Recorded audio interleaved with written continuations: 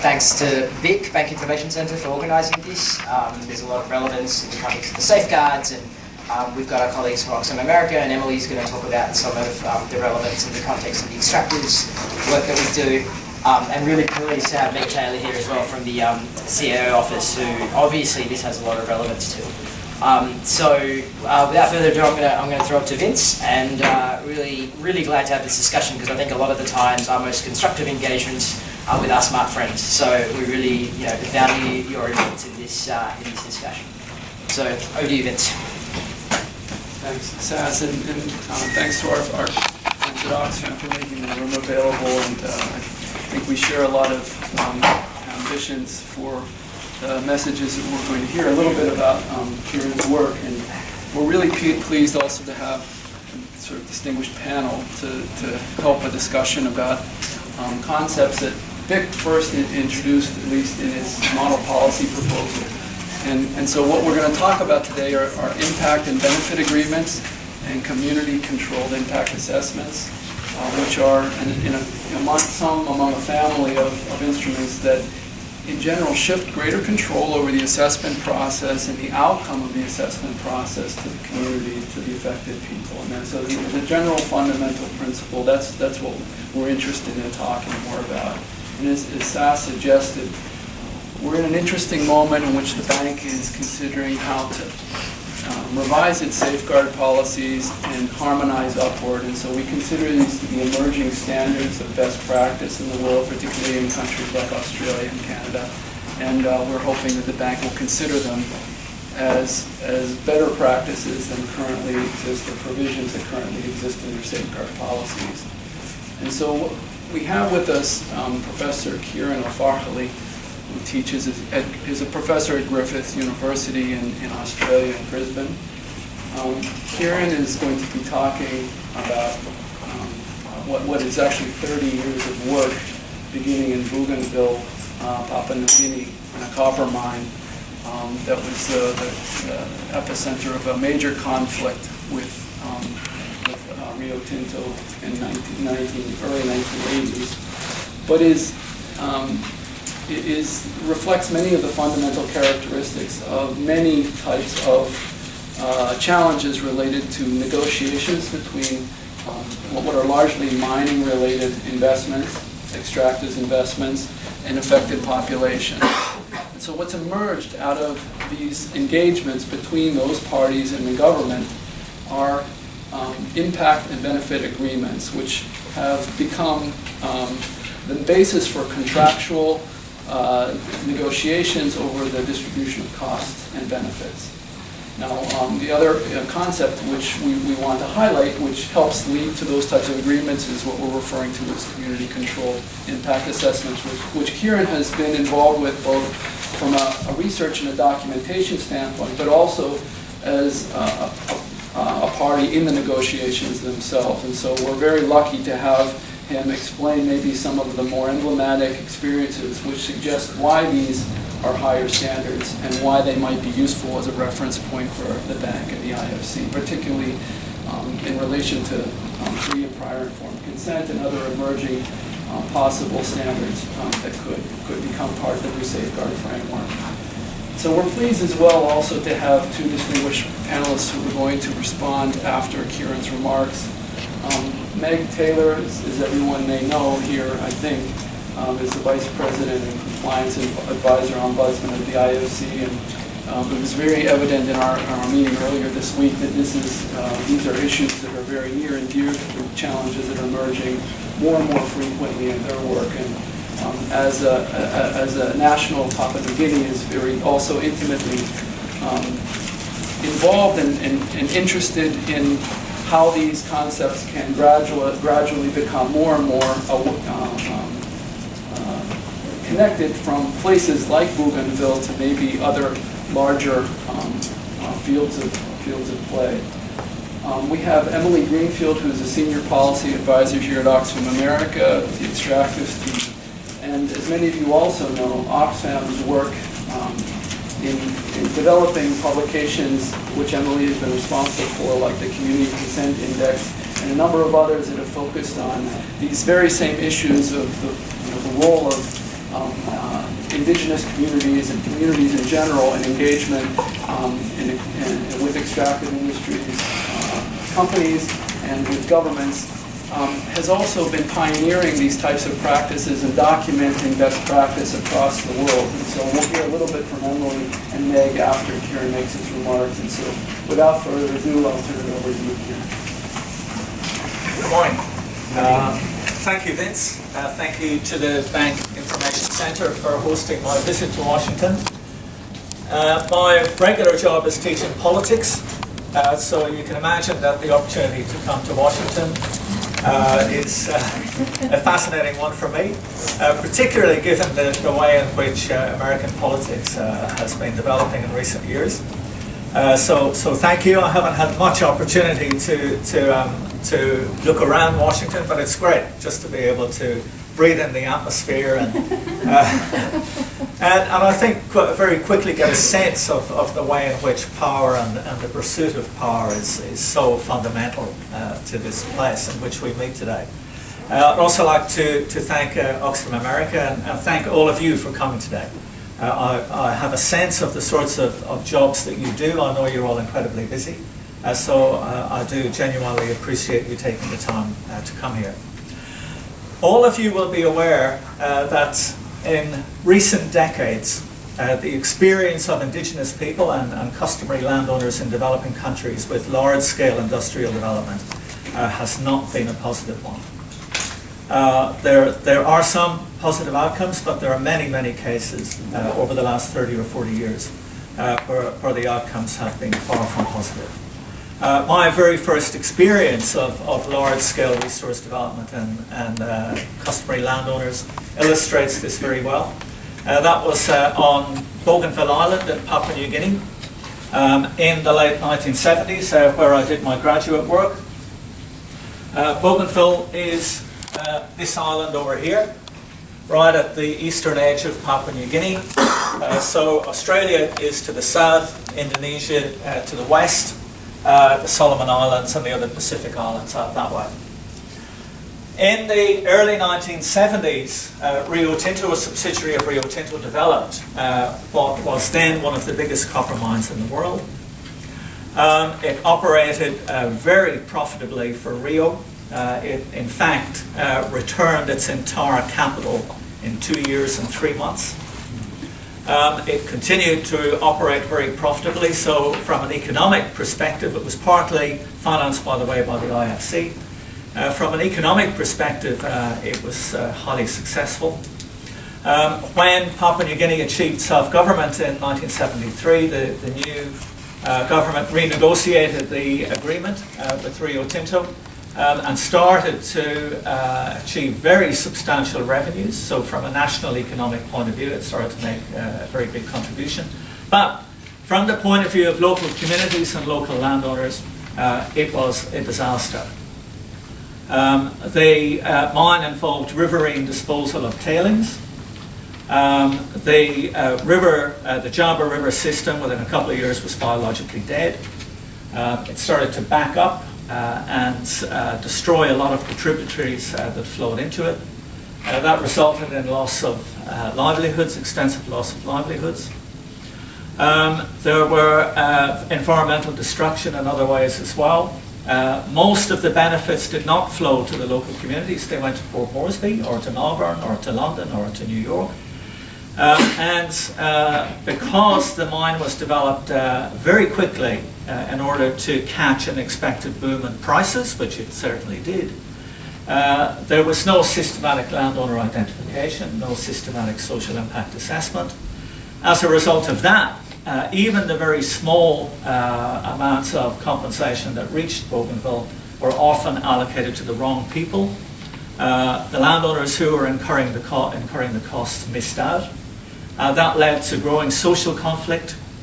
There was also tension as a result of the fact that Bougainville Copper Limited, the Rio subsidiary, was successful in hiring a lot of Papua New Guineans, but there was very much a glass ceiling. And by the late 80s, well-educated Bougainvilleans were finding that they simply weren't able to move further up through the company hierarchy. All of these things came together in 1989. There was an armed rebellion which closed down the mine. After a number of months of suffering armed attacks, Rio Tinto made a decision and literally walked out one day and left the mine, a bit like the Marie Celeste, everything in place. Expecting at that point perhaps to come back, but they never have. They left behind an investment that was worth $1.4 billion in 1989 dollars, a huge economic loss. The conflict resulted in a civil war, which led to the loss of thousands of lives. We don't know how many, but certainly in the thousands, and lasted until 2001, when a peace agreement finally put an end to the fighting and led to the creation of the autonomous Bougainville government. I'm working with the autonomous Bougainville government and the customary landowners now, trying to deal with the legacies arising from this experience. This is the open pit at Panguna, a photograph taken quite recently. These are 150-ton dump trucks, which were parked there on the day that Rio Tinto walked out, which has been there ever since. You can see that the benches in the open pit have started to collapse after 20 years. That's a closer photo of the trucks, and you can see on the right hand side that the landslips are starting to bury some of them. Just to give you a sense of the scale, if you were standing beside one of these trucks, you would come about halfway up one of the tires. So that will give you some sense of the scale of what we're talking about here. The workshop, again, on the day they left out, some of these trucks being maintained. That was the single person's quarters, where a lot of the mine workers used to live. The ball mill. As I said, the underlying causes of this seem fairly clear. They very much go back to the beginning of the process, to the beginning of the project, to the absence of any sort of impact assessment. The fact that landowners had no involvement in decision making and Bougainvillians had no involvement in decision making. The fact that environmental impacts were not managed. The fact that there was no ongoing monitoring of the social impacts, there was no ongoing response to the social impacts. All of these things resulted in what I've shown you there. One final image. This is a satellite photograph taken about 6 months ago. That's the open pit that we saw. And again, you got a sense of the scale of that. This is part of the tailings that was disposed into the river system. Part of the problem here is that this is an area of very heavy rainfall. And as water comes down the river, these tailings are constantly being remobilized. The river is constantly breaking its banks, and the tailings are pushed into new areas. So this is not just a legacy issue. This is still causing huge problems today, 24 years after the mine was closed down. And that's only part of it.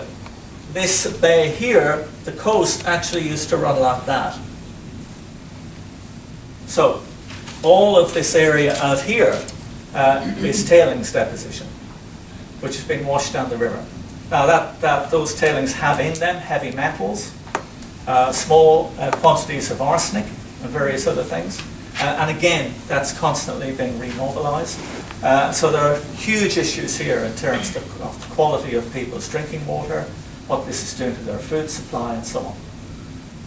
Now, if you look at the websites of Rio Tinto or Vale or BHP Bulletin, if you read the policies of the World Bank, if you look at the safeguards of the IFC, if you look at material that's put out by industry bodies, mining industry bodies, by governments, obviously, at least at a rhetorical level, there is a determination that this sort of thing should never happen again. That's the commitment that all of these bodies make in their policies. And their policies are avowedly intended to make sure that we don't end up with more bougainville's.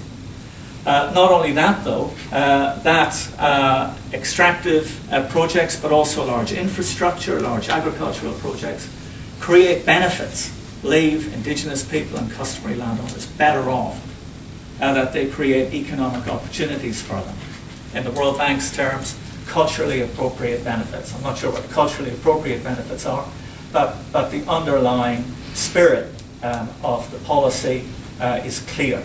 The idea is that we should not end up with these sorts of situations. These sorts of policies, though, are often much less clear about the how.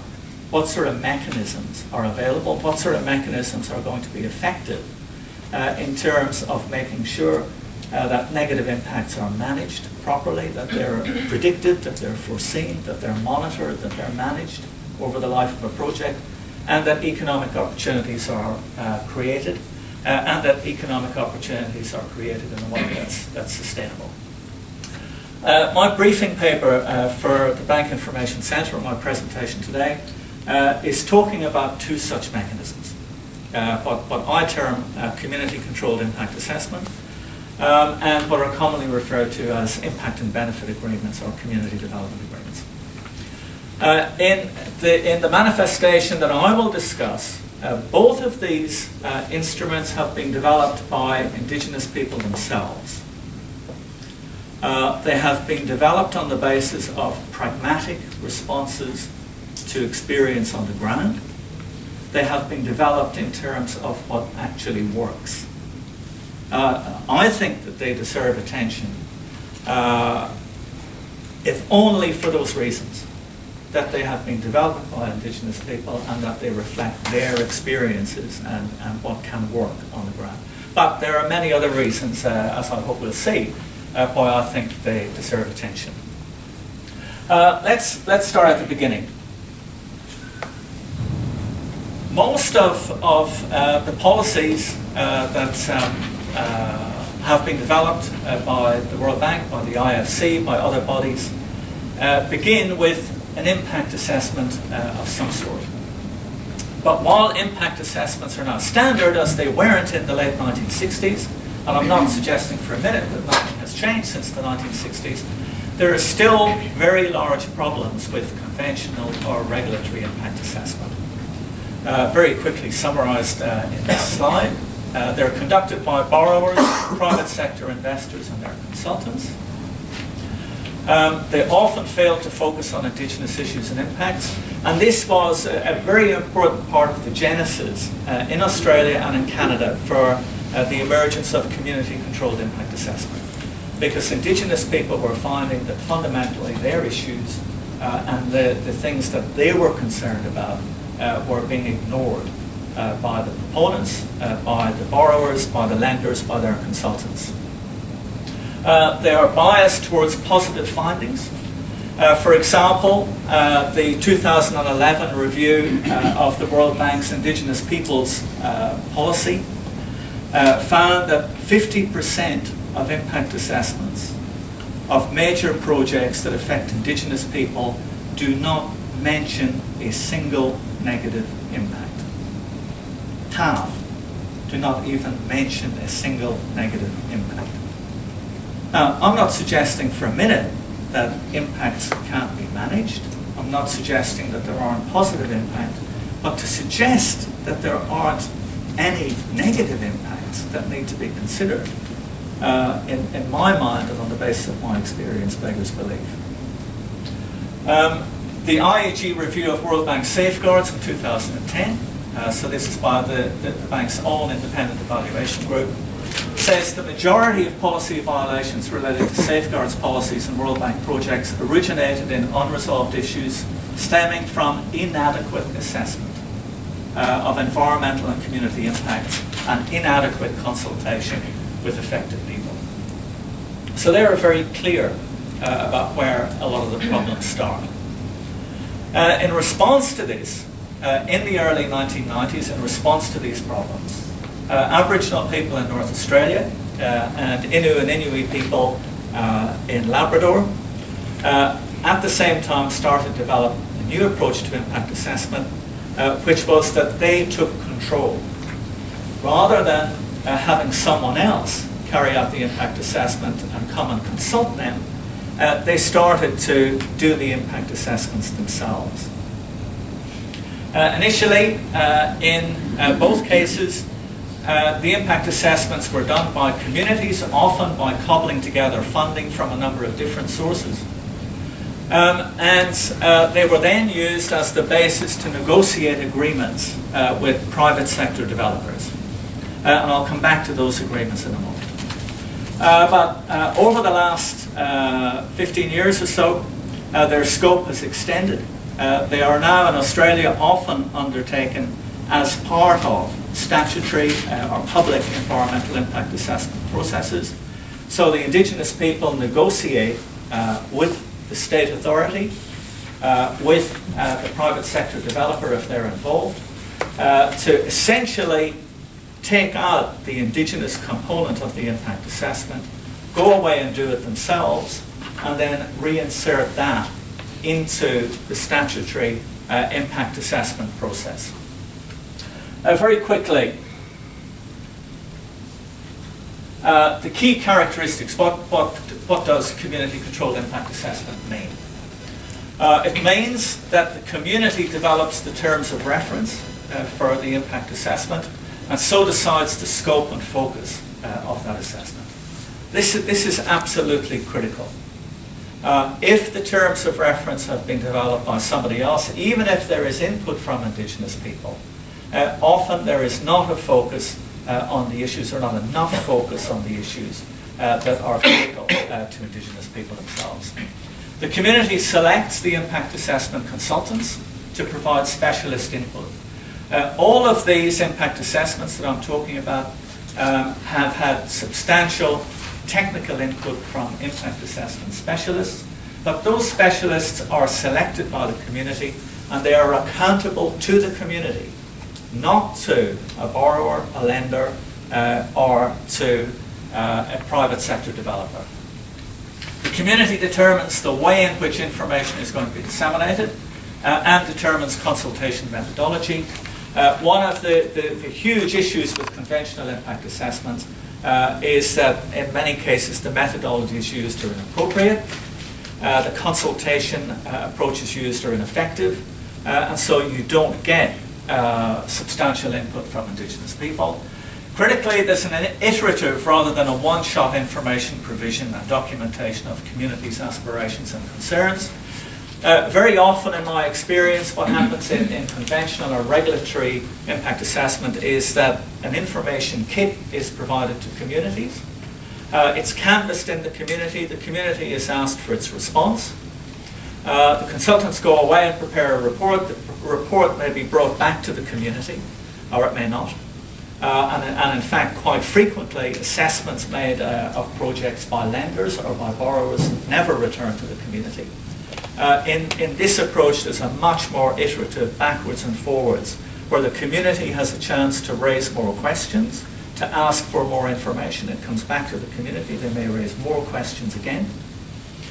The community identifies priorities for project benefits and for effective mitigation strategies. That means that local knowledge is brought to bear on these matters. And in my experience, again and again, it doesn't matter how well qualified your specialist impact assessment people are that are brought in from the outside. They do not have the local knowledge to know what is the best way to manage potentially negative impacts and what sort of benefit maximisation strategies will actually work. The community reviews draft reports and approves final reports. And typically there is independent peer review to ensure that the studies are rigorous and credible to other parties. And this is extremely important. And there is limited benefit. There can be significant benefit from the community's own processes for undertaking this, But of course, the next step is then to go to state authorities, to go to private sector developers, and to persuade them that they should use these impact assessments as the basis for their responses. So that robustness is critical. The benefits: it mobilises local knowledge, a much more robust and reliable method of establishing likely impacts. Strategies are more likely to be effective, and a powerful mechanism to address the informed component of FPIC. And I think this is one of the areas where this has much wider ramifications, because I see more and more questions being raised about, as the principle of free, prior, informed consent gains more and more recognition, for example in the UN Declaration, in the policies, for instance in the IFC safeguards, in private sector company policies, the issue comes up more and more. How do you actually operationalise this? How do you make it real? This is a much stronger basis on which to make sure that any decision, not just consent, but any decision about a project is properly informed. Just want to quickly give you an example of this approach in operation. This, as you can see from the small map down the bottom, is the northwest corner of Western Australia. Inside the red line is a geological feature called the Browse Basin, and it contains 25% of Australia's total known gas reserves. It is adjacent to an area called the Kimberley Coast, which is an area of very high biological diversity. Scientists say that it is the part of Australia that is most like what it was in 1788 when white settlement started. It has the lowest rate of extinction of species of anywhere in Australia. So as you can imagine, there's a potential clash here, to put it mildly, because all of this gas has to be brought ashore, it has to be processed. In 2007, the government of Western Australia decided that rather than have oil and gas companies, and they're all out there, all the big companies, Shell, BP, Chevron, Inpex, Woodside, BHP, Billiton, have all major discoveries out there. They all started to look at individual sites along the coast, and the West Australian government said, no, we can't have this. So they established with the federal government of Australia a strategic assessment process to locate a single location for what they called an LNG precinct. And at that single location, all of the gas would be brought ashore, and then you would avoid the proliferation of industrial plants along the coast. The regional land organisation, the Kimberley Land Council, approached the federal and state governments and said, let us do the Indigenous impacts part of the assessment for this. The assessment was in two stages. The first part was to identify a site from 11 potential sites. The second part then was to do a much more detailed assessment of the chosen site. The federal and state governments agreed, and the Kimberley Land Council established what they called a Traditional Owner Task Force, made up of representatives of all the Aboriginal owning groups the whole way along the coast to oversee this process. And they did this through a community-controlled impact assessment, funded jointly by the state government and by the lead proponent, private sector proponent, who had established the first LNG precinct inside the industrial park.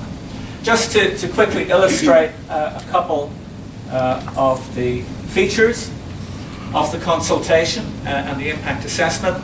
One issue in the Kimberley is that life is very much organised around gender. So political life, cultural life, law, as Aboriginal people talk about it, which is a lot more than culture. You have women's law and men's law. You have women's cultural activities and men's cultural activities. You have generally what's referred to as men's business and women's business. And often these cannot be discussed together.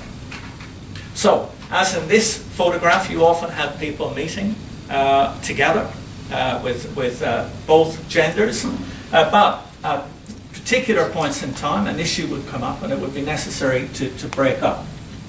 So the meeting would break out into women's meetings, part of a meeting there, into men's meetings. But one of the things that had to happen was that the Kimberley Land Council had to make sure that there were men and women technical support staff available always, so that when you wanted to have a breakout meeting like this, you could have a woman who could go and talk to the women about technical issues and provide technical information, and a man who could do the same with men. Now, I have never seen this happen in a conventional impact assessment process. It's demanding, it makes it more expensive, because you have to some extent, you have to duplicate the technical expertise, and you minimize that to the extent that you can, but you can't avoid it completely. But it means that you get a level of engagement and a quality of engagement that you simply cannot get in this particular context if you insist that people only have access to consultation through open community meetings.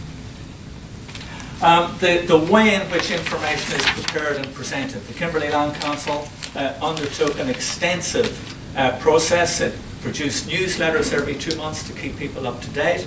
The middle one in the bottom, a lot of people in this area, English is their third or fourth language. Their English language skills are very limited. So the Land Council produced essentially comic book type material, which people, even with very limited command of English, could understand and read. Also produced a number of these things in translation into different local languages. One of the critical points is that almost all of the information dissemination is done by Aboriginal people themselves. But it's not done by consultants. In this case, you have a number of Aboriginal leaders up the front and part of the Land Council team, and they went round all of the individual landowning groups week after week, providing people with information about this, providing it to them in languages that they understood, in context that they could understand, able to answer questions. 2 final slides. One that emphasises the iterative nature of the process. The Land Council found that when people were provided with documentary information, they often had questions. And the Land Council came up with the idea of actually getting all the players involved in this to come and meet with the Traditional Owner Task Force and actually answer those questions and provide additional information. So what you can't see here is these photographs are taken from the crowd, in a sense. So there are 60 or 70 Aboriginal people sitting in the audience. On the right-hand side, the diminutive figure in the middle is the lead negotiator for the oil company consortium. Now, the oil company had provided a certain amount of information. The landowners had lots of questions about it, so they invited her and her team, who are standing up there, to come to the meeting. They would spend half a day, sometimes a full day, and people would ask them question after question after question. In some cases, the oil company wouldn't be able to provide the answer immediately, but they undertook to go away and get the information and come back. On the left-hand side, environmental groups. These represent all of the major environmental groups in Australia. The Wilderness Society, the Australian Conservation Foundation, Greenpeace, various other organisations.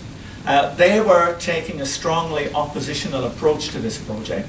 The traditional owners wanted to know why. They wanted to know what information these people had that was leading them to oppose the project. So they invited them all to come to one of their meetings, and they quizzed them and they scrutinised them. And they asked them really hard questions, like, if we provide or inform consent to this project, we as the traditional landowners, are you still going to oppose it? Now, this sort of process leads to a level of information sharing and information provision that is worlds away, in my experience, from typical impact assessment undertaken by a consultant for a proponent or a borrower. And finally, in terms of shared knowledge and mobilising shared knowledge. One of the things that the traditional owners also insisted on was that the site visits by teams that were assessing the physical environment should not be conducted, as they almost always are, by, quote, scientists and non-Indigenous technical specialists, but that they should be done jointly, and that the knowledge of traditional owners and the knowledge of Western science should be combined and brought together. And that's what they did, and these are some images of the teams at some of these different sites that they were assessing in terms of the LNG precinct. So, quick summary of impact assessment. But there are other issues, major problems ensuring implementation of impact assessment findings. This isn't something that's confined to the Indigenous context, it's general. Across the board, there is a huge problem in terms of impact assessments being undertaken either as part of the decision to provide a loan, to lend money, or as part of the decision whether or not to approve a project. And once that decision is made, once the final disbursement goes out the door, once the mining company or the oil company has its approval, they tend to sit on the shelf. And that's what Indigenous people were finding. They would put a lot of effort into impact assessment, but once the politicians had their project, once they could cut the tape and open the new project, they lost interest. Once the mining company got its approval, it was too busy building the project to worry about anything. Once the lender had made the final disbursement, they moved on to the next project. So what do you do about that? Implementation failure in relation to conditions attached to loans, absence of ongoing monitoring. Most of these projects are very long life that we're talking about, either big infrastructure projects or big extractives. No LNG project in the world has been closed yet, since the very first one was built. Typically, they are designed for a life of 50 years. Often they will have time maturities. How do you make sure that after 10, 20, 30, and 40 years, anybody is still paying attention to what's going on? This often results in growing community frustration and conflict. We've seen this all over the world. And again, a quote from the IEG review, which talks about vital gaps in managing environmental risks, and that implementation and follow-up were deficient, even in projects for which environmental assessment had identified serious risks. So, here is where the second mechanism comes in, impact and benefit agreements. These are legally binding agreements negotiated between Indigenous communities and state authorities and private sector developers. They include community consent, typically to the granting of interests in land that will allow extractives or infrastructure, but very importantly, that consent is usually qualified by a requirement that it only persists as long as the other parties meet their obligations. Again, this is a fundamental issue which has much broader applicability in terms of ideas about free, prior, informed consent. One of the major issues in debates in that area is whether or not, if Indigenous people provide their consent, it's one-off, it's forever, there is no revoking it, and they then lose their bargaining position. And these agreements, yes, people give their consent, but their consent, their ongoing consent is conditional on the performance by the other parties of their obligations. They contain provisions to ensure that community shares in project benefits. Typically, they cover the entire life of the project, and this is something I really want to emphasise.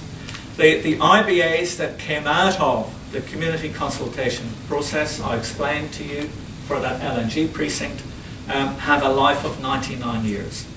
They are multi-generational. They provide, for example, just one specific provision. They provide that the government of Western Australia must, for every one of the next 99 years, employ a full-time compliance officer at the LNG precinct to make sure that environmental legislation and the provisions of the agreement are being implemented. They are now routine in Australia and Canada. About 100 IBAs were signed in Australia in 2012 alone. They're growing quickly in developing countries. A version of IBAs called development agreements are now a legislative requirement in Papua New Guinea. They're being signed in New Caledonia and in other developing countries. They're moving beyond extractives, for example, agriculture, infrastructure, urban redevelopment. And they're an adaptive mechanism. I want to stress this. They can be adapted to all sorts of different situations. The sort of IBA that you have for exploration is very different to what you will have for a major project agreement. Typical features of an Indigenous IBA will be that there will be a recognition of Indigenous rights in land, again fundamental, consent, provisions to ensure access to employment, training and business development, in most cases revenue sharing provisions, and provisions to manage impacts in terms of cultural heritage, environmental management and so on. Critically, implementation mechanisms and mechanisms for ongoing review. Finally, IBAs place community in a position to negotiate benefits and impact mitigation, not just to be consulted or to participate. That's a fundamental shift, is that these emerge from a negotiation between parties, not from one party in a position of power consulting or having participation from. They're a mechanism for establishing consent, and so central to implementation of the principle of free, prior, informed consent, and to the World Bank concept of broad community support. I mean, many of the bank's policies or aspects of its policies talk about broad community support. But how do you know when you have it? What mechanism do you use? This mechanism can help you. Covers the life of the projects that impacts can continue to be addressed. And increasingly, they contain within themselves mechanisms and resources for ongoing monitoring, review, and adjustment. I'll leave it there. Happy to provide a bit more information on some of those details in the discussion. Thank you.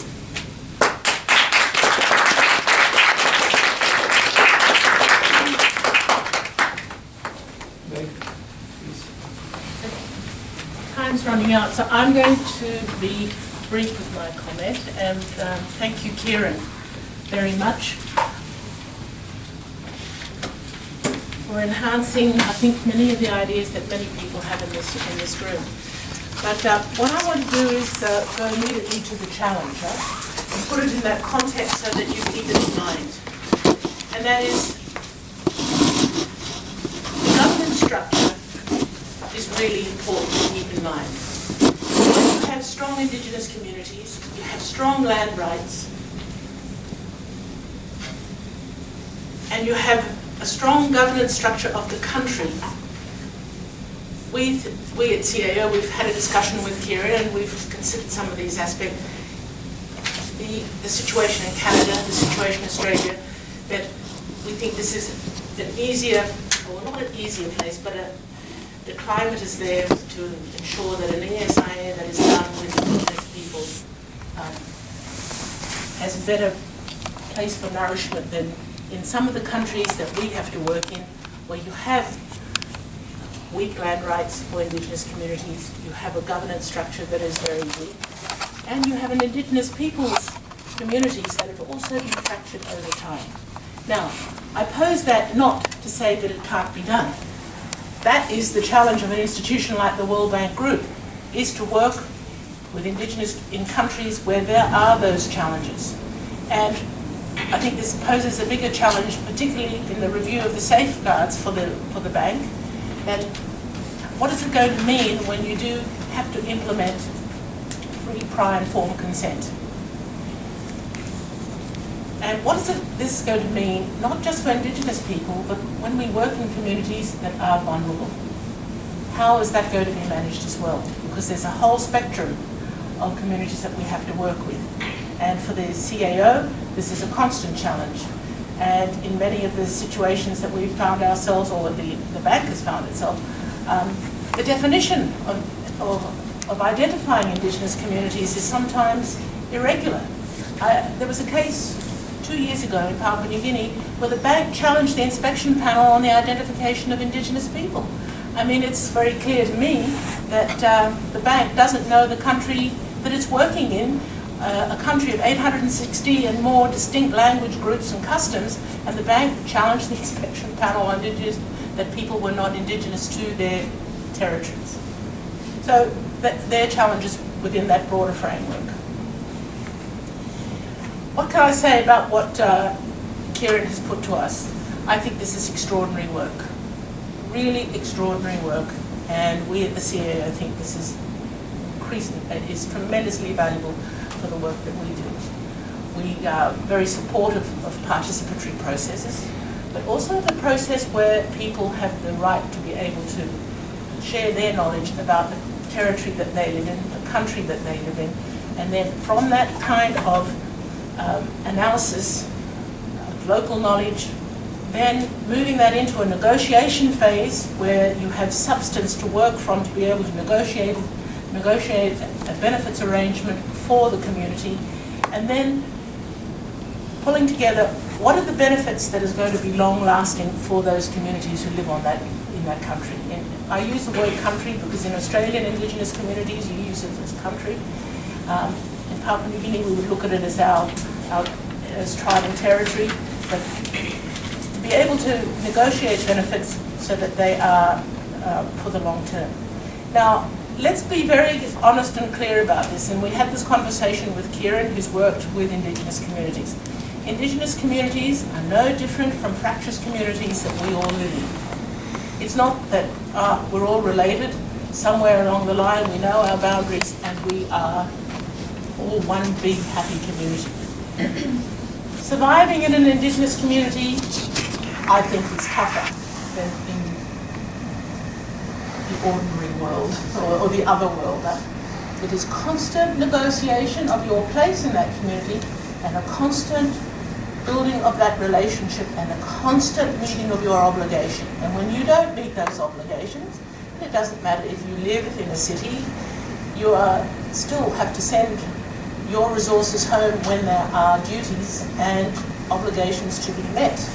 And since the invention of mobile telephones in Papua New Guinea, you get many calls about what is happening, and you can organise the movement of food and trucks and everything in Aboriginal communities, in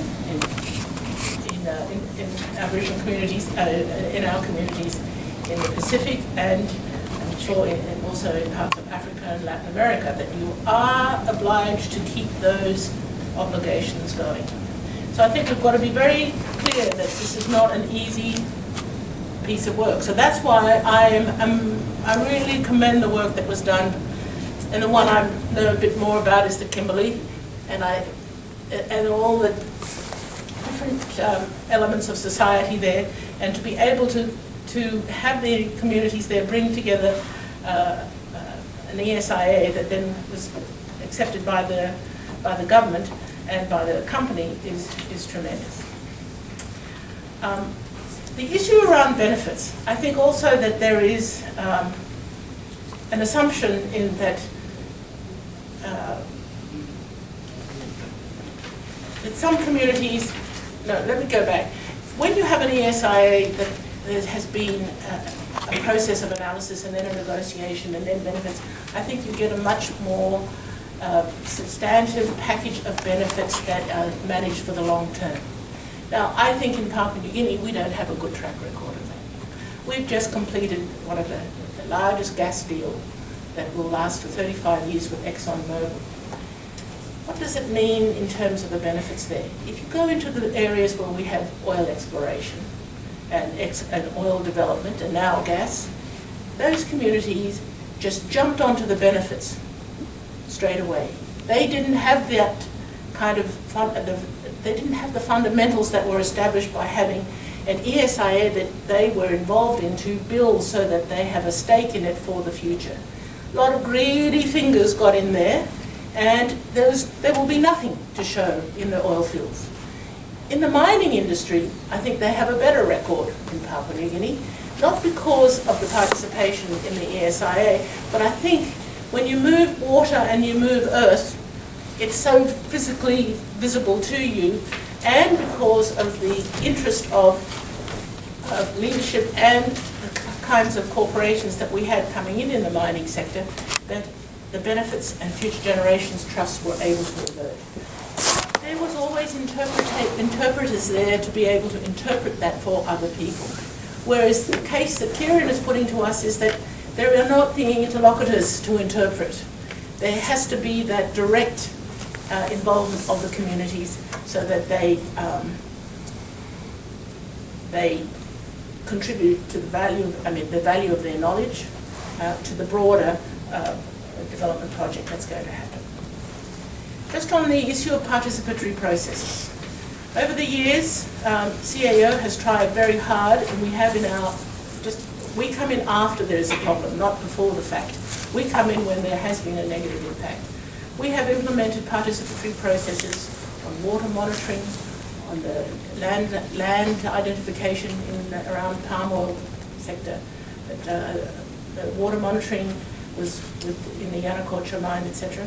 But I don't believe that this has really taken hold in the institution. The publication we did on water monitoring, it was very interesting. It was private sector who kept asking for this, not the institution. So I think we've got institutional challenges of how to think about how society lives both in the indigenous population, vulnerable populations, and other populations who live around broader projects. We see the value of this. The CAO sees the value of the preparation of ESIAs by Indigenous communities and vulnerable communities for the implementation of free, prior, informed consent. The IFC does not have one project yet that has IFPI. There is one project, I understand, that is under review now, where free, prior, informed consent will be done. I think there have been challenges for the environmental and social scientists on how they're going to do this, and I think this is really valuable work. I've raised my concerns about the vulnerable communities. I think what's really important now from where we sit in the CAO is how we, as an office, with our experiences, the cases that we've had, can assist to build this case so that we get ESIAs and the participation, well not the participation, but the doing of it by those that are going to be directly impacted really onto the agenda at the World Bank Group. And we'd like to pursue that.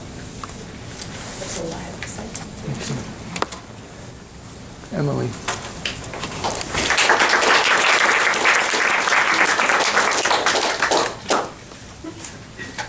I'll just leave back here.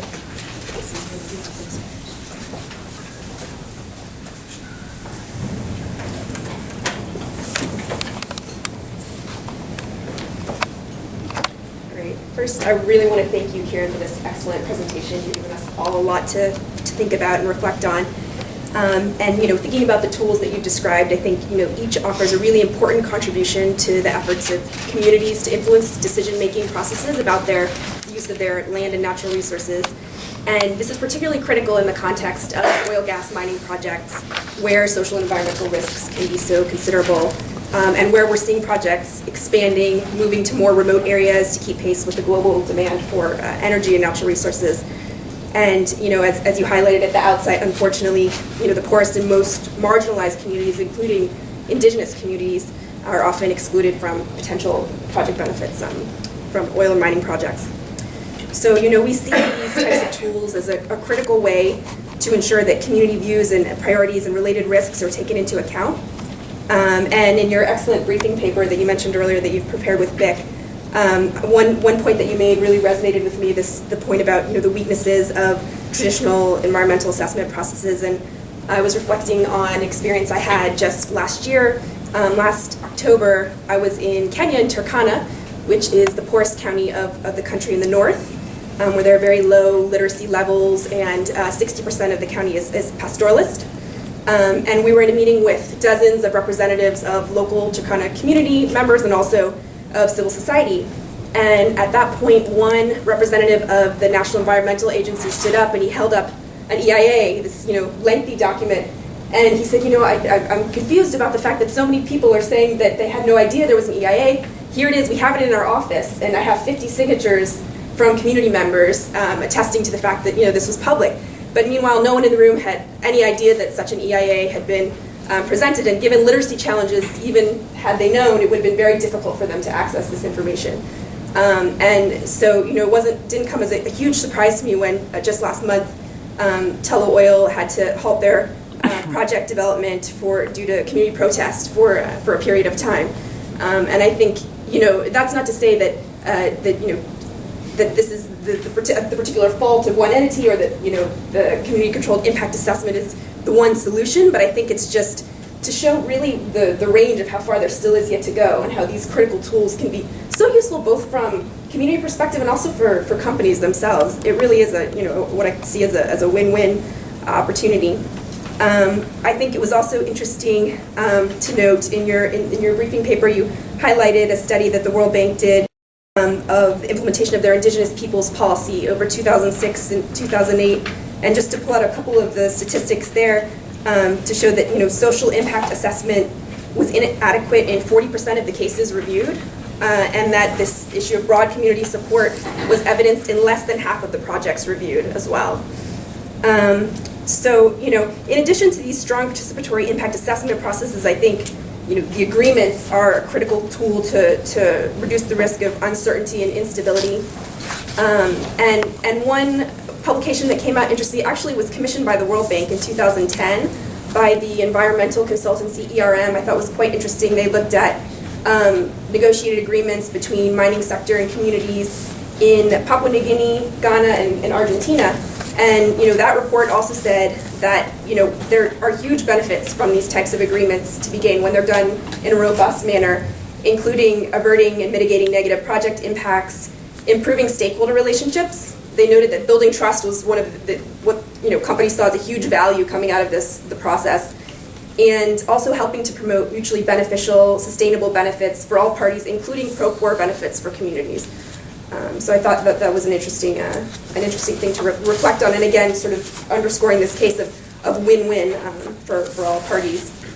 To mention, just from Oxfam perspective, in addition to these particular instruments, there's a few others that we've seen as quite useful in helping to facilitate productive engagement of communities in decision making.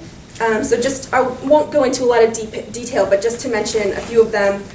Community protocols, we're seeing this used a lot more as a way for communities to document their own traditional decision-making processes very early on at the outset. Participatory mapping, there's been some interesting stuff done using community engagement and even developing icons for GPS tools so that communities can actually take control of doing the mapping themselves. Human rights impact assessments, and then finally, FPIC policies. We see that as very critical both for the private sector and for governments. And, Oxfam recognizes FPIC as a right for Indigenous communities, a legal right for Indigenous communities, but we also see this as best practice for safeguarding relevant rights for all projects that present significant risks to communities, and those include, of course, extractive industries projects. So we're very much hoping that the World Bank will follow IFC's lead and include an FPIC policy in their revised safeguards. And I just wanted to also note briefly that we have some tools available, some research that we've done recently. Our Community Consent Index came out last year and has the public positions of 28 oil, gas, and mining companies on issues of consultation and consent. We have some case studies in a report called From Controversy to Consensus to kind of get, we have the Community Consent Index looking at the breadth of company positions, but the other report looks at case studies in Peru and Bolivia on agreement making with Indigenous communities to get a little bit more narrow and drill down on those aspects. And finally, we have a new report that we've just put out that looks at FPIC in the Philippines, which is quite interesting because in the Philippines it's actually been required by law since 1997. But very recently, just last year, they put out new regulations that I think are quite useful in thinking about how a government that's really struggled with effective implementation over more than a decade is trying to get at some of those challenges through using a regulatory mechanism. So we have those out front for those of you that are interested. And then maybe I'll just conclude with a couple of questions that I thought might be interesting to talk about here. One is, in communities where we're seeing there exist significant inequalities of education, wealth, power. Is there a danger that these mechanisms will be monopolized by unrepresented elites? And if so, how can we avoid those dangers? And then you touched a little bit on issues of gender in one of the case studies that you mentioned, and I'd be interested in hearing a little bit more broadly how you think those issues play out in the context of these particular instruments.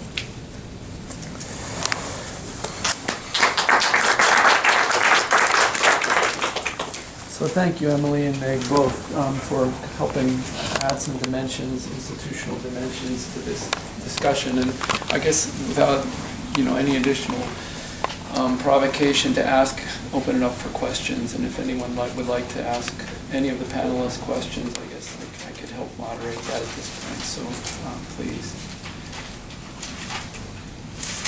Nadia and then Rachel.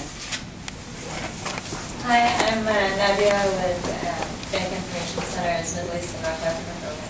Thank you all for the presentations. I don't do a lot of work on indigenous people's policies and related impact assessments, and so it was quite interesting for me to hear.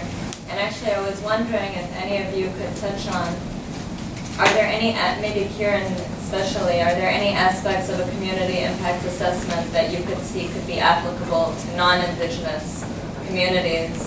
And if so, what are the kinds of projects where that might be important, and are there preconditions that should be there for the community impact assessment to be successful? I think that there is no reason why a great deal of this shouldn't be applied to affected communities more broadly. I cannot see why they wouldn't be. I mean, some of the challenges might be different. Some of the specific methods that you use might be different. But the fundamental principle in terms of allowing the community to drive the way in which the impact assessment happens, I think could certainly be applied. Preconditions.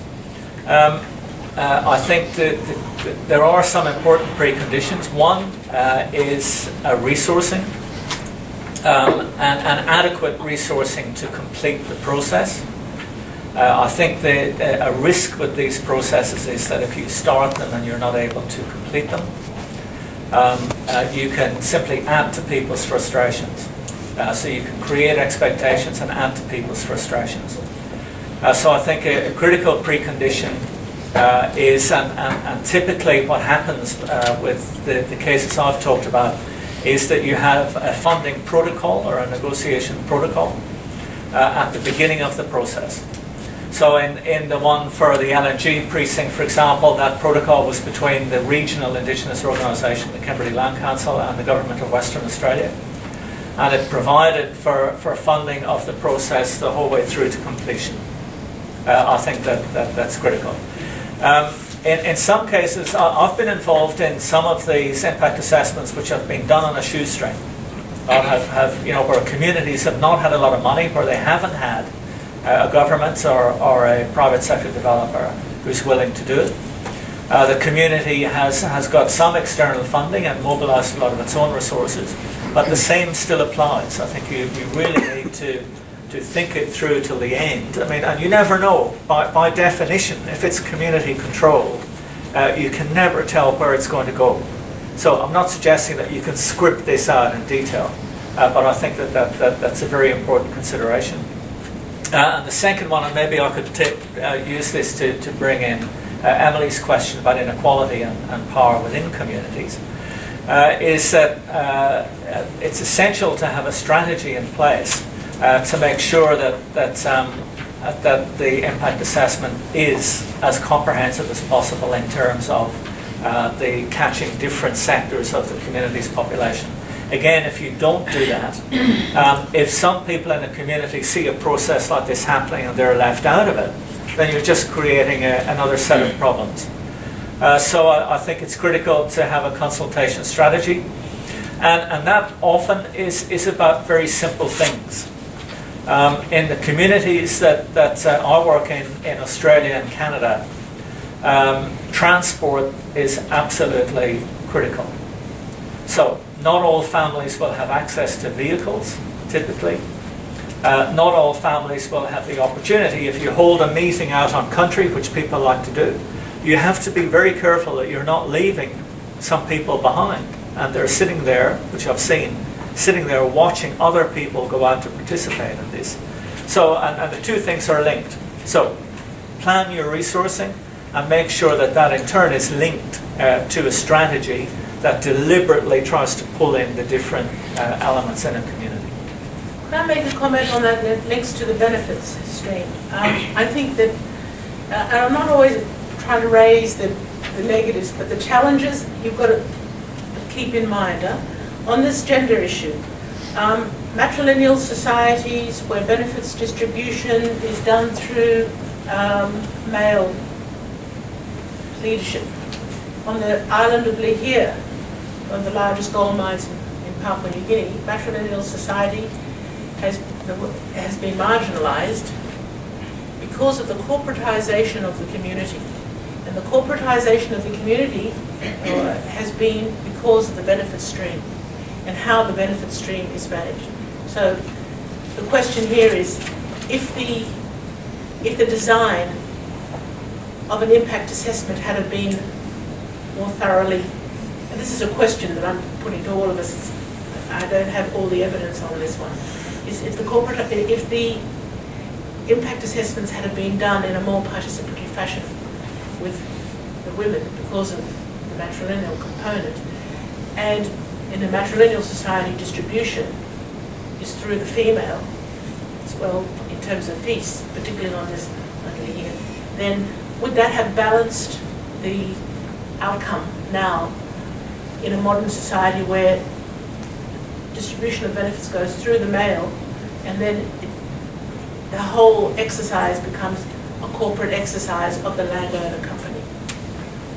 And just quickly following on from that, in another IBA I was involved in for the Argyle Diamond Mine in Western Australia, women were very well aware of this risk, and what they insisted on was that there is a trust to support cultural activity, and it's actually split in two. Half of it is for women's cultural activity and half of it is for men's. Half of the benefit, the revenue stream, goes into the women's trust and half goes into the men. The women have complete control over their half of the trust. No man has any say about how the money is used. Now that, and again, but it gets back to Meg's point that those women were involved in the design from the beginning, and that was their solution. Maybe just one quick point also on this issue of the applicability of the community-controlled impact assessments. I think, in the context of the extractive industries, regardless of whether the communities impacted are indigenous, it's very relevant. And just to give one sort of extreme example is on a trip to Ghana recently, we learned that there was a mining project that was being built on sacred cemetery ground, and this was creating obviously a lot of frustration among community members. And had there been done a community-controlled impact assessment, of course, this would be one of the first key issues that would have emerged. And those kinds of issues can kind of fall by the wayside when that extra step is not taken. Rachel, Chris, back row, and Amy, and then Rachel, please. So to build on that theme of preconditions and some of the challenges Meg had raised. Meg had particularly flagged that this sort of process could be especially difficult in countries where there are weak land rights for Indigenous peoples, governance structures of the state is weak, or the ID in the Indigenous peoples community itself is fractured. So do you see these, do you see that it's actually important, or is it a precondition to have strong land rights for Indigenous peoples, to have a strong state government, to have a coherent Indigenous peoples community that can function as a community? Are these preconditions? Is this something that can work in all countries, regardless of the condition, or is this something that really is only going to work in countries like Australia? I think it's important not to forget that when Aboriginal people in Australia started to do this, it was before the critical High Court decision called Mabo that recognised inherent Aboriginal rights.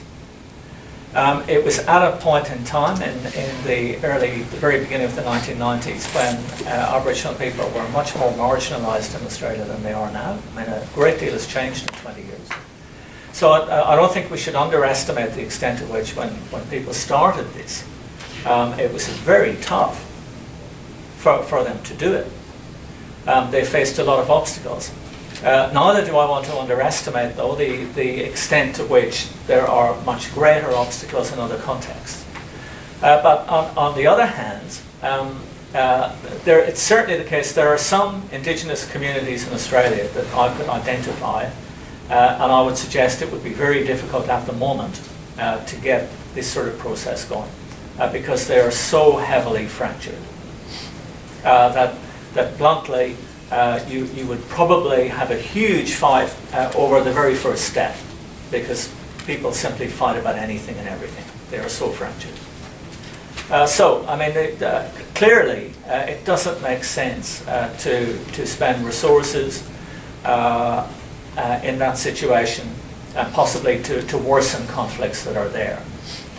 On the other hand, I have also seen these processes have a marked effect in terms of managing and mitigating internal conflict.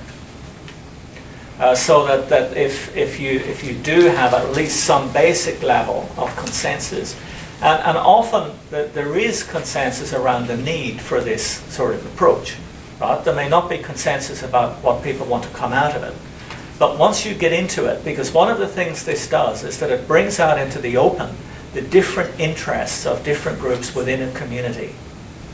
And especially if you're following it up with a negotiation, it creates a forum in which you're confronted with the problem. The problem is this: if we bring our differences into the negotiating room, we are going to get killed. If you go into a negotiation room with a big company or a state and you are divided, you don't last long.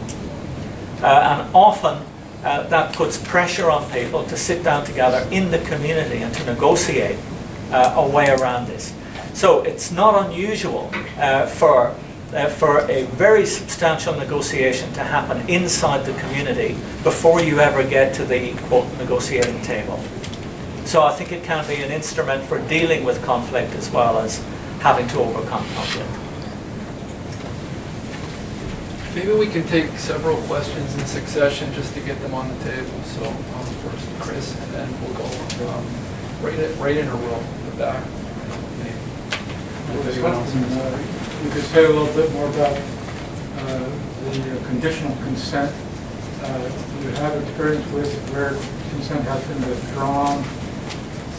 Have you evolved the mechanism for what happens when there is a withdrawal of consent, or what the trigger is? You mentioned about pre-negotiated automatic effects, or a court. You go to court and you sort of fight it out there. Can you open that up a little bit more? So I had a question that was partially answered actually with him talking about how the groups within themselves were being forced to negotiate before the negotiation to have a consolidated stance. But I guess I'm still, sorry, Laura from the State Department. I still have sort of two questions about how this works in an area with low governance, because I really find that to be a significant challenge that Meg pointed out, and I'm very interested in how it could be addressed. So one question that I have is, if a project crosses the lines of more than one traditional people's group, or if those line boundaries are not well defined within a country, do you see the potential for this to work, and would you have to have entirely separate processes in each community, have the communities negotiate with each other, or would they be at the table with the government and the mining company? I mean, maybe I'm adding too much of a complication to a complicated problem, but I'm wondering how that would work. So especially with Papua New Guinea, for example, if you've got several groups that are being touched by a project. And the other one was, assuming that within an indigenous community, there are, right, some groups that are marginalized within that community, right? I understand how bringing about their own interests you would sort of make the community aware that this marginalized group within that indigenous community has an interest that's not being addressed. But would you, in facilitating this, promote that it be addressed? Is that sort of stepping within the decision-making that's been agreed upon by the indigenous community, which has led to that group being marginalized? Or how do you address very marginalized groups within indigenous communities? without being very paternalistic about it and saying that these need to be addressed. I guess those are the two. I'm going to answer, if it's okay, because I have to go on an important exercise in a minute on a case that we're dealing with. Look, if you look at a lot of the cases that the CAO has, a lot of them fundamentally are in places where there are weak land rights for people. And I always ask the team, and I know I do it myself when I go to a community, I say, what are the land issues here? Because if you get an answer around land rights, you can always work out you've got an idea of how marginalised people are in those communities because they have no voice. Huh? They just have no voice as to who controls land, etc. And if you look at what the bank as a group is supposed to do, is look at, now that Jim, the new president, is saying it's going to be one World Bank group, and if you looked at a case like the Wilmar case that we had around Palmwell, if those land issues had been more clearly managed and identified by the state or by the people themselves in Kalimantan, the potential for that conflict would have been reduced.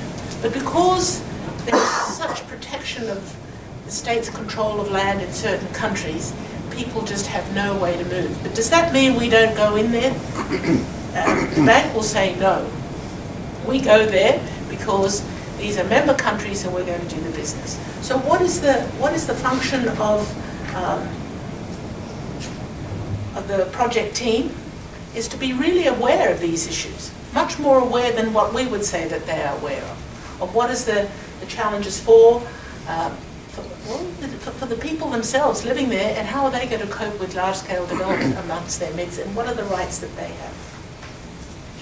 But you asked the question about conflict of communities overlaying each other. If you look at the pipeline project where US companies actually have been involved in Papua New Guinea, we don't incorporate the land. Once you start, this is in Papua New Guinea, not Australian territory, Ciaran can speak to. You don't go around with a GPS and start measuring land territory, because the minute you do that, you have a big battle on your hands. Territory is always in fluctuation in terms of arrangements that have happened, either battles or over land, or other transactions, and certain portions go to a community and then they move back to another community or to another one. So we have legislation that incorporates the people as an incorporated land group. It's the identification of the people who have the purview over this territory. And yes, that is a challenge for the developer because you have to identify every household. And in the current gas project, well, of course, they arrive there thinking, father, mother, children. Oh, no. These are polygamous traditional societies, and each wife said, excuse me, I am also a household and have control of it. So all these wives and the households had to be considered in the development, in the assessment in the count of households within each territory. But there is no guarantee that there will be differences over land, so you trying to manage that is to incorporate the community rather than the territory itself. So I'm sorry to make this more complicated, but following up on the presentation that was made earlier, if you were trying to implement something like what was discussed in a situation such as the one you described in Papua, would you get together several different groupings of populations within one meeting? Would you have to have separate meetings with each? Yeah, well let's talk about Bougainville. Okay, so in Bougainville, you have, you remember from the map, you have this huge open pit, you have a corridor for the tailings going down to the coast, you have impacts on the coast. In the other direction, you had the pipeline going down to the port, the mine town is down there. So there are at least 9 distinct landowning groups. Now they have all been incorporated. and they they appoint representatives to an umbrella, what they call an umbrella body, which sits over the top, and which will bear primary responsibility for input into the negotiations. So that's how that's done. It's pretty much the same in Australia. One of the agreements I was involved in had 11 landowning groups, 4 separate indigenous communities. Each of those had representation on a steering group. Now, that doesn't solve the issue. I mean, these matters are intensely political. Right? There will always be politics around this. There will always be jockeying for a position. It's endless. It's just part of the reality, and you have to deal with it. In terms of the other part of your question about what position does someone adopt that's facilitating this, the key position is inclusiveness from my point of view. So my position always is that we must include all of the people who are affected or may be offended. That's the fundamental principle. Now, if somebody wants to exclude some groups, and they often do, because they're looking further down the track to when the benefits emerge, they actually generally don't care too much about the impact assessment. Generally they say, yeah, open the doors, everyone can come in. But when it comes to benefit sharing, then you will often get attempts to exclude people. And to some extent, you have to step back and let that politics play itself out. But at the impact assessment stage, the principle is inclusiveness. And the other thing, because my work follows through to the negotiations, my position always is that if you leave people out, then there's a strong likelihood that there will be conflict in your community when the negotiations are happening, and that will undermine your position. Right? So it's a very pragmatic, there's a principle and then there's pragmatism. And you basically say to people, if you want a good deal, then you have to have these people in the room, because if they're not in the room, they're going to cause problems to you. In terms of the first question about consent and how withdrawal of consent and how that operates, yes, in Australia, Indigenous people have gone to court and used the judicial system when there have been breaches of agreements. That's rare, and people try to avoid it because it's expensive and it's uncertain. So you never know which way a court is going to jump. So the emphasis is much more on building automatic adjustments into agreements. So for example, if one form of benefit doesn't materialize, you provide in the agreement that an alternative form of benefit must be provided.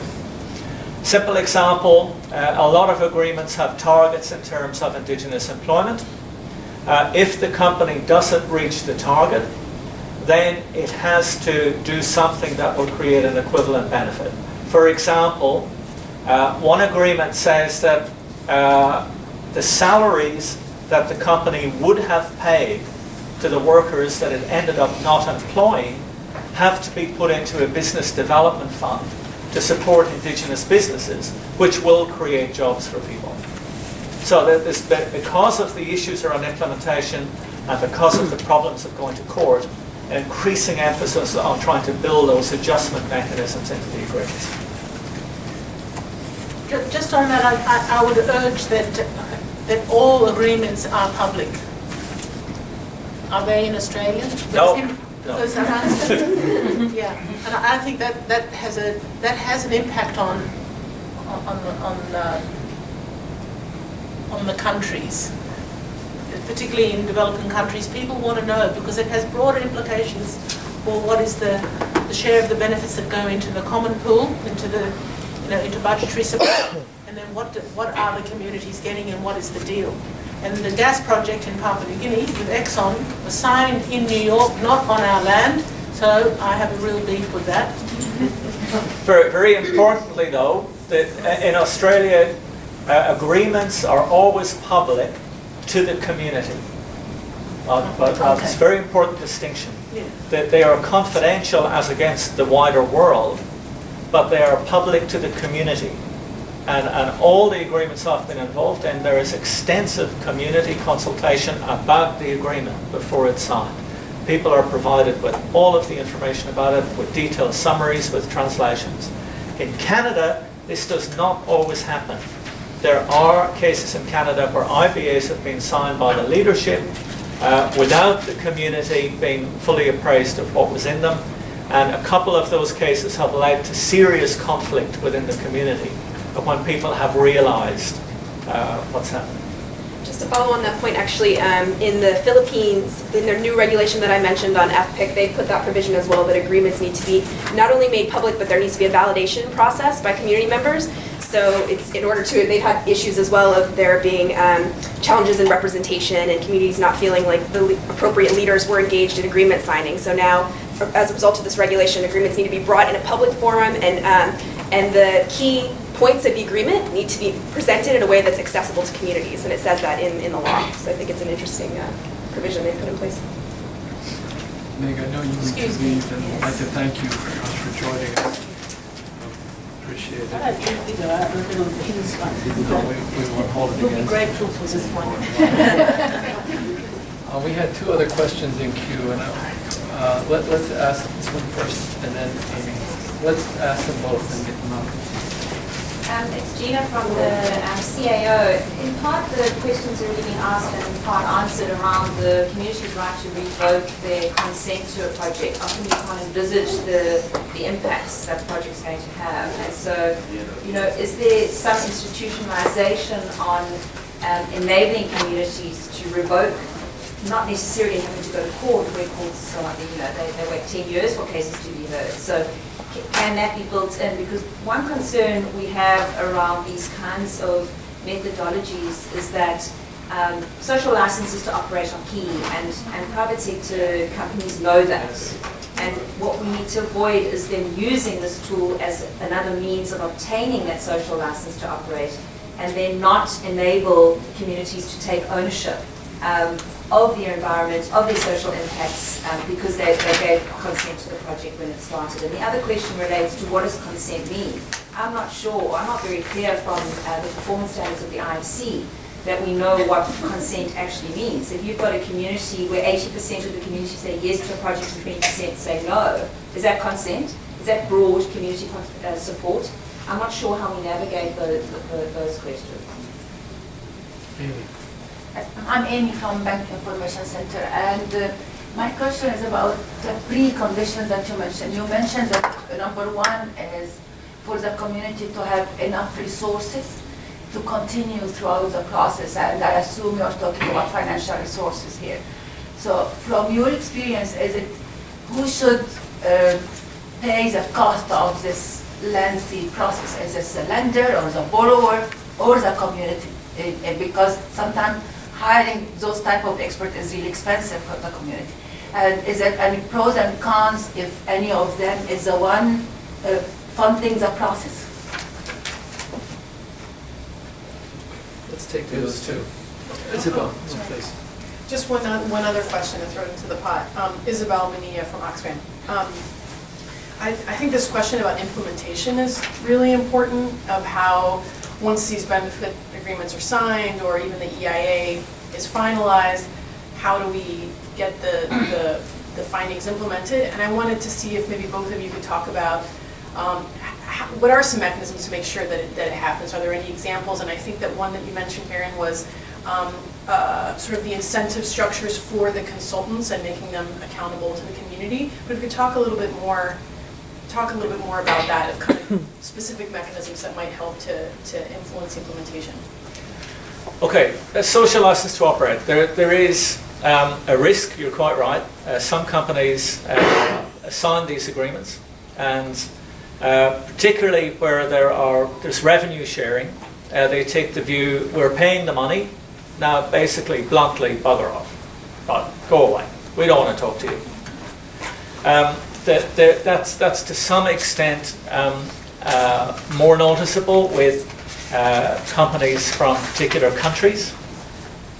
I would say that in my experience that's often a response by Chinese companies, that they're of the view that they're essentially paying for a license to operate, and the agreement is their license, and then they just want to be left to get on with it.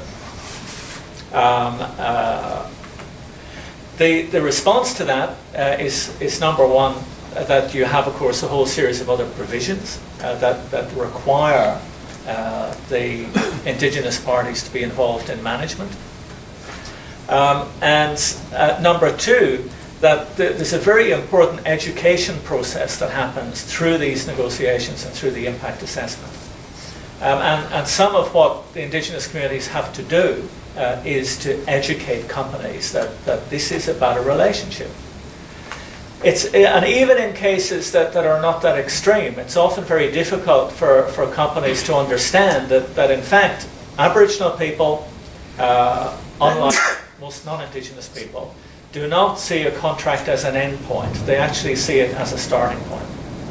Now, as far as they're concerned, they're not giving anybody a social license to operate. What they are doing is marking a critical stage, but just marking a stage in the development of a relationship. And companies are often quite taken aback when people turn up 3 weeks after signing an agreement and saying, oh, we want you to do something about that. And the company says, no, that's not in the agreement. And they say, yeah, and we want you to do something about it.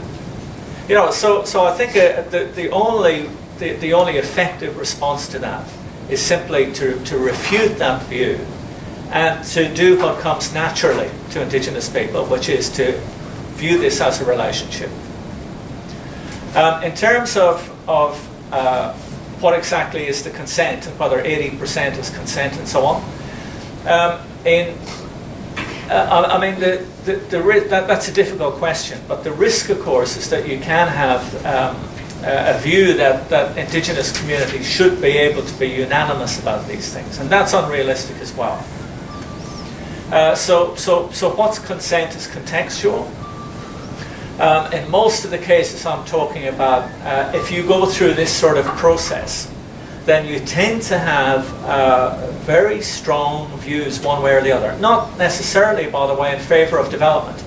I should mention that in that site selection process I talked to you about, and some of the images I showed you, the image of the meeting where the woman was standing up making a point, that was a meeting where an individual landowner group was deciding about whether or not they would continue to negotiate, and they decided no. So 8 groups in that process refused to have an LNG project on their territory, and that was an end of it. But in most cases, having gone through that process, there was a strong consensus. Now, I can't put a figure on that, and in many ways it's not my business to. If you've set up a participative process like this and people say to you, we have come to a consensus on this matter, then that's the consent. That's the decision. And I think that's really important. Because to me, free, prior, informed consent really is not a good term. And to a lot of Aboriginal people I work with, it's not a good term. What they think it should be called is free, prior, informed decision making. And that's a significant difference. In terms of the cost, where does the money come from? Where should it come from? Do people contribute? All communities contribute a lot to these processes. Now that's often overlooked by companies and by state authorities that are kicking in cash, but all communities contribute a lot. All of the people that you see in these meetings, they are there rather than somewhere else, right? They're putting their time. The organisations, the Kimberley Land Council that organises these things, they put a huge amount of their own staff time in. There's an opportunity cost in that they're not doing other things. So in every case, if you're going to have a genuinely participative process, by definition the community is putting in a lot of resources. But typically then, the rest of it depends on the project, and you negotiate with private sector developers. If it's an infrastructure project, typically you're negotiating with the state, the relevant state authorities, and it's a matter of trying to put together a package, often between a number of different groups and the community's own resources, to make sure that this can happen. You might want to jump in there on the third one, and then I'll come in. Consent Well, to Yeah, I wanted to say something about this point of consent, which is obviously a very sticky and difficult one. But I also feel that one thing that I've been reflecting on the past few years is that communities generally have decision-making systems that they put in place all the time. You know, they're making community decisions on a daily basis, so they know how they make decisions. I think the issue is everything is amplified when there's all of this money coming in, and so it puts a microscope on it, and that can sometimes really create a lot of problems for the existing structures. And we were on a field visit a year or so ago to a community of Saman in Ghana that's affected by a mining project, and they have a traditional chieftaincy system and a council of elders that supports the chief. And they were telling us, yes, when we decided to build a school, so we all came together and we know exactly who gives what and we all support that process. But when it came to the mining company, all of a sudden then the chief had disappointed them and made a deal with the company, and so they were feeling very frustrated. But they knew exactly who was accountable, and they were holding him accountable because he wasn't respecting them. And while there were, even in this particular example, while the elders were male, women also had. I participated in a separate meeting with women where they knew exactly their route for influencing decision making, and that had been cut off because of the particular mining project. So, and this, getting at Isabel's point a little bit too about implementation, this is why when I mentioned earlier this issue of community protocols, I really think it's so critical, because a lot of times, well-meaning developers or government will come in thinking they know how to ask the question, and really the first question they should be asking is, how do you want to be consulted? How do you want to be engaged? And just one other example of that, I think Peru is a really interesting case right now, because some of you know they have an Indigenous Peoples Consultation Law, which was just put into place a few years ago and is now being tested for the very first time in the extractive industries in an oil project in the north. And it was interesting to me that already there was sort of conflict at the very outset, because the agency from the government that wanted to manage the consultation sent a letter saying, we're going to come visit you to begin discussing how to consult on such and such date. And already reports were coming out of frustration. No, ask us when we want to be consulted. So, I mean, these things that we kind of take for granted sometimes, the process points can be quite fundamental in making sure these things are effective. Just following up on the last question, the implementation one. One of the difficulties is that the teams that do the negotiation of the agreements typically finish up on the day the agreement is signed. And that's a big problem in terms of implementation.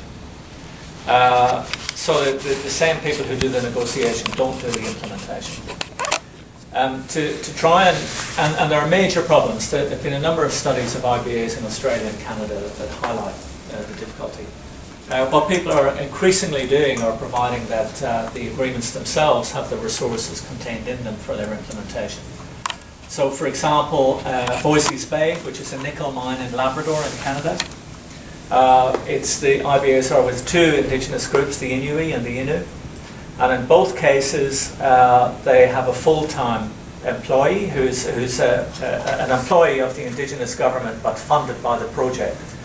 And their sole job is to focus on implementation of the agreement. Not on programs. They're not training people doing the employment bit or the training bit.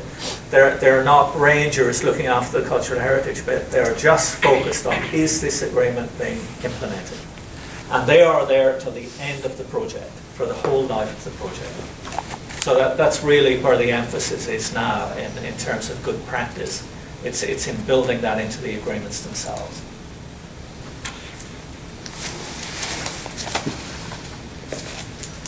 Are you looking for more questions? Just scanning for hands, but please. Okay, first I'm interested in hearing what sort of other civil society organizations are wondering about, but I'm always happy to provide questions. Following up on the question about funding, can you give us an idea of typically how much following a community-controlled impact assessment process would impact a broader ESIA process in terms of time and cost? What would it add, if anything, in terms of time and cost to what might otherwise exist?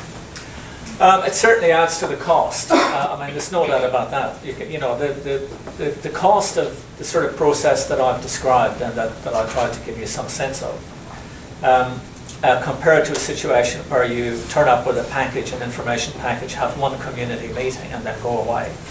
It's bound to be an additional cost, at least in the short term. The extent of that varies with the complexity of the project, the number of groups involved, the remoteness of the area. In my experience, they have ranged from $70,000 to several millions of dollars. So the Kimberley process that I mentioned there involved 13 groups. But it's easy to lose scale when someone flashes up a map like that. The Kimberley is the size of the United Kingdom. Okay, so that region I was talking about is the size of the United Kingdom. It's got 12,000 Aboriginal people spread over an area the size of the United Kingdom. Except, unlike the United Kingdom, it doesn't have roads, or it has very few roads. So it's a very expensive proposition, bringing people together repeatedly, allowing them to meet out on their traditional country. So in that case, you are talking about millions of dollars. What is it at in terms of timelines? The Kimberley Land Council finished its process completely, and the federal and state governments were then waiting for everybody else to catch up. So the Kimberley Land Council had submitted its impact assessment report, and the proponent and the state government had still not submitted theirs.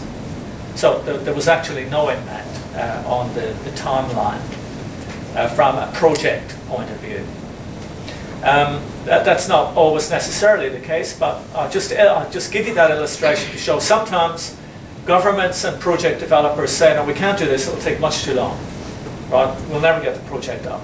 There's no evidence to suggest that on the basis of the cases that I talked about. But the other thing that you have to consider in terms of cost is the alternative.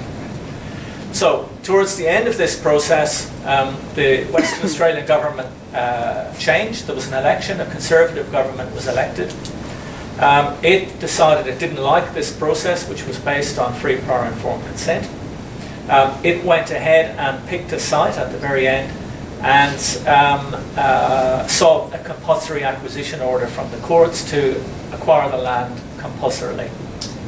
That led to huge conflict, protests, opposition, people chaining themselves to rigs, and major delays in the process, and major cost to the company. At one side, the lead proponent was losing $2 million a day, $2 million a day, because their rigs were tied up and could not be used. Now, $2 million buys you a lot of community-controlled impact.